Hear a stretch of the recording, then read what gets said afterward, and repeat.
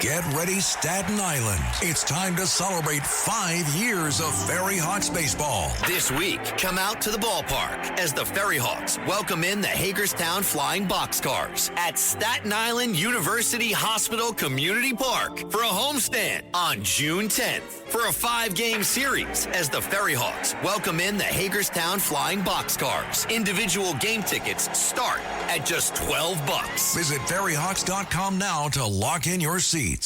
What's going on in the residential, New York City? It's a big city, 8.5 million people.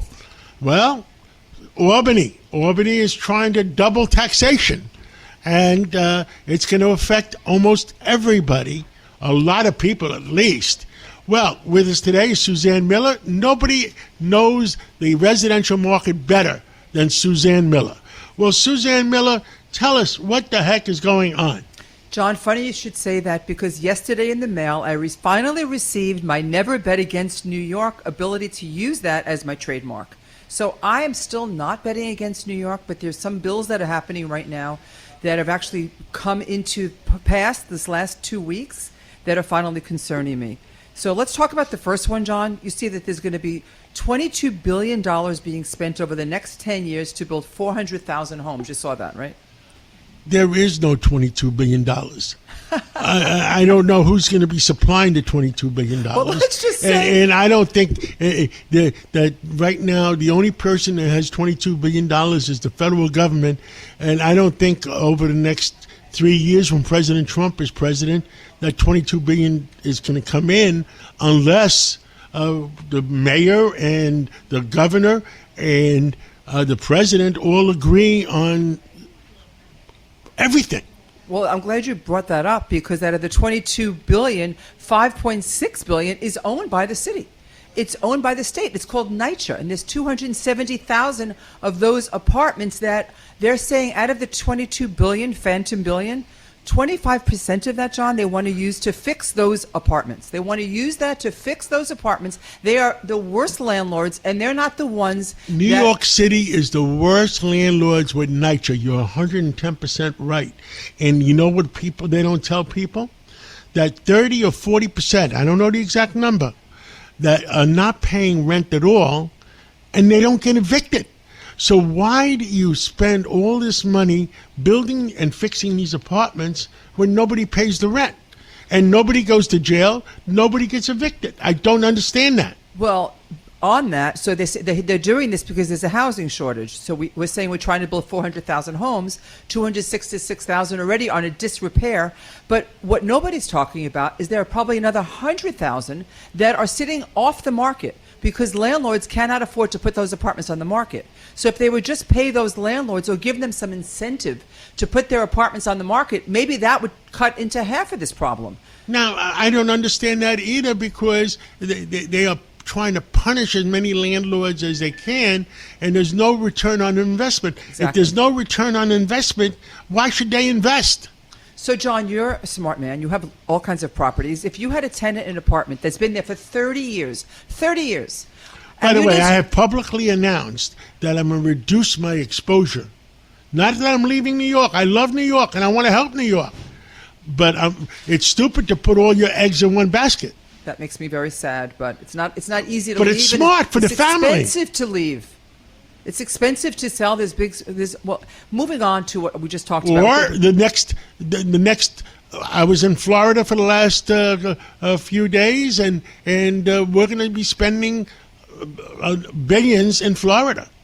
So back to the housing shortage. So if we have 100,000 homes that are not yet on the market, if you were building a building and the place was empty for 30 years, or there was one tenant in there, what do you think it would cost to renovate that apartment in today's market? I have no clue. Let's say a kitchen. Let's say floors. Let's say the price of goods.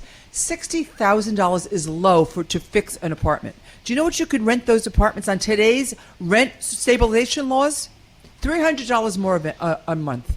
$300 more. Nobody's going to spend the money. So this is what's going to happen. These apartments will not come on the market. The city's either going to take them back. The problem with Albany is maybe you have nice people, but nobody's a business person in Albany, and nobody understands that. So, John, the apartments are either going to come back to the banks, which the banks don't want them. This reminds me of what happened in what year? Detroit? Detroit. Or what happened also in, I guess, when was it, 1977? No, I see, I'm older than you.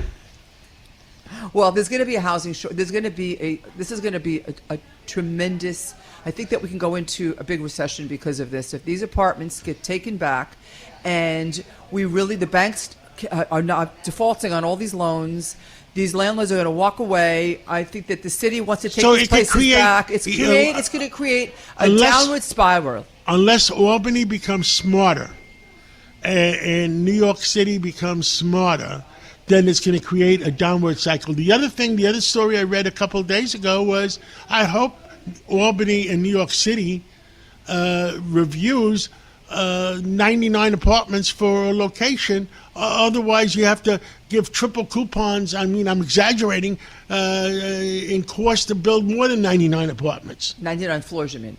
99 apartments because of the 485X. Yes. So what's happening with the 485X, I think you're absolutely right. What has to happen is Albany and the city has to work together to make an incentive for the private developers to build and give them some tax incentives so that there's not been a realistic tax incentive since 485, and it's not working because, as you said, past 99 apartments, the rate of labor goes up. You have to keep them forever rent stabilized, rent's affordable. So I think that if we could come up with a new plan and we could find the private sector work with the public sector, that might help. And I think that we'd be onto something. But right now, it seems like they want to get rid of all the wealthy. We're talking about Pied à Terre. It was supposed to be up to $5 million. Now they snuck in $1 million. 4% on $1 million. That's $40,000 a year annually. They're going to hurt New York City, New York State big time because we need smarter people to sit down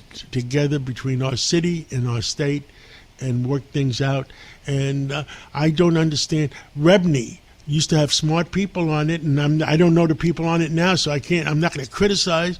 But it was Rebney's job. They don't have the cachet they did, John. But 60% of the contributions made in New York City and Albany were real estate related. So what happened? I think that you have different companies that came in and took over. And I think that what's happened is the young kids they're the ones creating all of this. They think that they could just get things for free. Nobody wants to work. They want free housing. They want free buses. That's a big discussion that me and you are going to have again, the difference between immigrants that work 80 hours a week and migrants that want a free ride. Thank you so much, Suzanne Miller, and never bet against New York. I don't want to bet against New York. I love New York, and God bless you, and God bless America. Thank you.